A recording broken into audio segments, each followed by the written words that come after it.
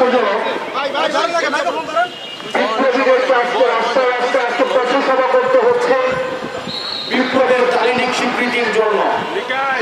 অন্যদিকে 5ই আগস্ট যাদের পরিণতি স্থায়ীভাবে নির্ধারিত হয়েছিল,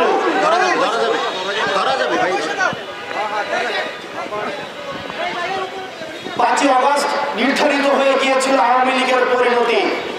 এই আওয়ামী জাহিলিয়াতের শাসন বাংলাদেশ থেকে স্থায়ীভাবে নিষিদ্ধ হবে কিনা সেটির চূড়ান্ত সিদ্ধান্ত হয়ে গিয়েছিল 5ই আগস্ট। অত্যন্ত পরিতাপের বিষয়, আজকে বিপ্লবীরা এই বিপ্লবের লিখিত দালিলিক স্বীকৃতির জন্য যেখানে অপেক্ষা করছে, অন্যদিকে আজকে রাষ্ট্রযন্ত্র এই আওয়ামী পুনর্বাসনের জন্য বিভিন্নভাবে তারা প্রস্তুতি নিচ্ছে। আমরা বিপ্লবী শক্তি আমরা স্পষ্টভাবে জানিয়ে দিতে চাই, আমাদের হারানোর কিছুই নাই। আওয়ামী লীগ বাংলাদেশের পুনর্বাসিত হবে কিনা সেই সিদ্ধান্ত এখন নতুন করে নেওয়ার কিছুই নাই। আওয়ামী লীগ বাংলাদেশের রাজনীতিতে পুনর্বাসিত হবে কিনা সেটার চূড়ান্ত সিদ্ধান্ত হয়ে গিয়েছে 5ই আগস্ট। সুতরাং যারা আবার নতুন করে আওয়ামী রাজনীতির পুনর্লিখন করতে যাচ্ছেন, আপনাদেরকে বলতে চাই, এই বাংলাদেশে আওয়ামী লীগের রাজনীতি পুনর্বাসিত হবে কিনা সেটা এখন প্রাসঙ্গিক আলাপ নয়, বরং আওয়ামী লীগের প্রত্যেকটা নেতা কর্মী ওয়ার্ড থেকে শুরু করে কেন্দ্র পর্যন্ত প্রত্যেকটা নেতা কর্মীকে তাদেরকে বিচারের আওতায় নিয়ে আসতে হবে।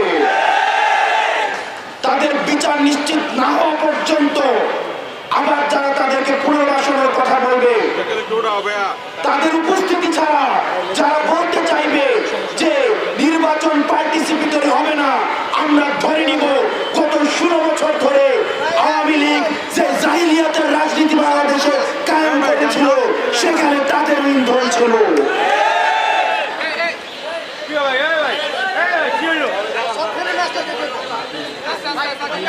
আপনারা একটু বসেন না, বক্তব্যের মাঝখানে বসেন।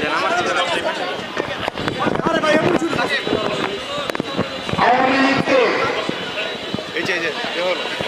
আজকে আমার তরুণ প্রজন্ম আমাদেরকে রাস্তায় নেমে আসতে হয়েছে, আমাদেরকে রক্ত দিতে হয়েছে, আমাদেরকে ভয়কে জয় করতে হয়েছে। কারণ আমাদের যে দুর্বৃত্তায়নের রাজনীতির সংস্কৃতি, আমাদের যে প্রতিহিংস রাজনীতির সংস্কৃতি, সেটা আমাদের তরুণদেরকে আশাহত করেছে যুগের পর যুগ। আমরা জনকল্যাণমূলক রাষ্ট্র করতে পারি নাই, আমরা রাষ্ট্রের মধ্যে নাগরিক হয়ে উঠতে পারি নাই। আমাদের অতীতের যে রাজনৈতিক যেই কাঠামো রয়েছে, সেই রাজনৈতিক কাঠামো আমাদেরকে নাগরিক অধিকার থেকে আমাদেরকে ইতিহাসের স্তরে স্তরে বঞ্চিত করেছে। এই তরুণ প্রজন্ম বঞ্চিত হয়েছে। আমাদের এই বঞ্চিতের খুব থেকে আমাদের যুগের আগুনে আমরা এই যুগ দিয়ে আমরা ফ্যাসিবাদ মুক্ত বাংলাদেশ করেছি। আমরা স্পষ্টভাবে বলতে চাই, আমাদের পরবর্তী বাংলাদেশ বিনির্মিত হবে আমাদের অতীতের যে রাজনীতি, আমাদের যে রাজনীতি যারা করেছে ধরে তাদের অভিজ্ঞতা এবং তরুণ প্রজন্মের যে মনোভাব দুটার সংমিশ্রণে